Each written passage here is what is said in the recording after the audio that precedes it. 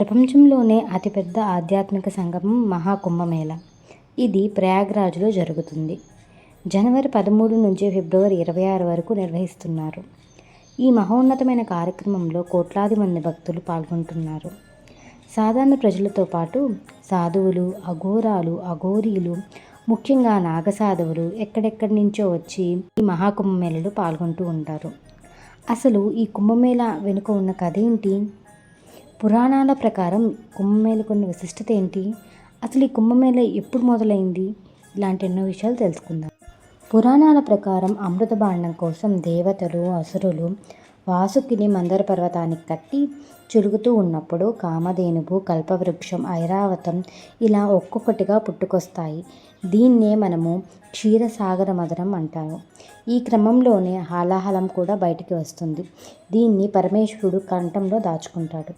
ఆ తరువాత అమృతం రాగా దానికోసం దేవతలు, రాక్షసులకు జరిగిన ఘర్షణలో 4 చుక్కలు భూమి మీద పడతాయి.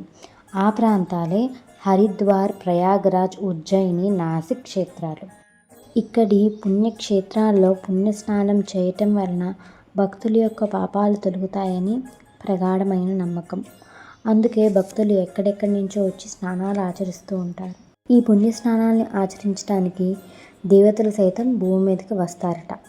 వచ్చి భక్తుల యొక్క కోరికలను తీరుస్తారని కూడా నమ్ముతూ ఉంటారు. ఈ 4 ప్రాంతాల్లో ఒక్కొక్క నది ప్రవహిస్తూ ఉంటుంది. ప్రయాగరాజ్ ఉత్తరప్రదేశ్లో ఉంది. ఇక్కడ త్రివేణి సంగమం ఉంటుంది. గంగ ఒక పక్క, యమున ఒక పక్క, అంతర్వాహినిగా సరస్వతి నది ప్రవహిస్తూ ఉంటుంది. ఈ నదుల యొక్క కలయిక చూడటానికి కూడా ఎంతో అద్భుతంగా ఉంటుంది. తరువాతది హరిద్వార్. ఇది ఉత్తరాఖండ్లో ఉంది. ఇది గంగా నది తీర ప్రాంతంలో ఉంటుంది. తరువాతది ఉజ్జయిని. ఇది మధ్యప్రదేశ్లో ఉంది. ఇది క్షిప్రా నది తీర ప్రాంతంలో ఉంటుంది. తరువాతది నాసిక్. ఇది మహారాష్ట్రలో ఉంది.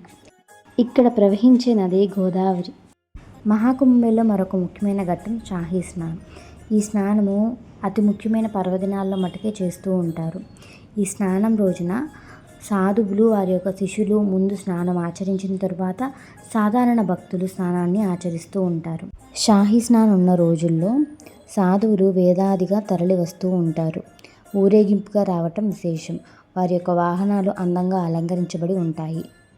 సాధారణ కుంభమేళ 4 సంవత్సరాలకి ఒకసారి, అర్ధ కుంభమేళ 6 సంవత్సరాలకి, పూర్ణ కుంభమేళ 12 సంవత్సరాలకి, మహాకుంభమేళ 144 సంవత్సరాలకి జరుగుతుంది. ఇప్పుడు ప్రయాగ్రాజ్, అలహాబాద్లో జరుగుతుంది మహాకుంభమేళ. ఈ కుంభమేళ ఎంతో ప్రత్యేకమైనది.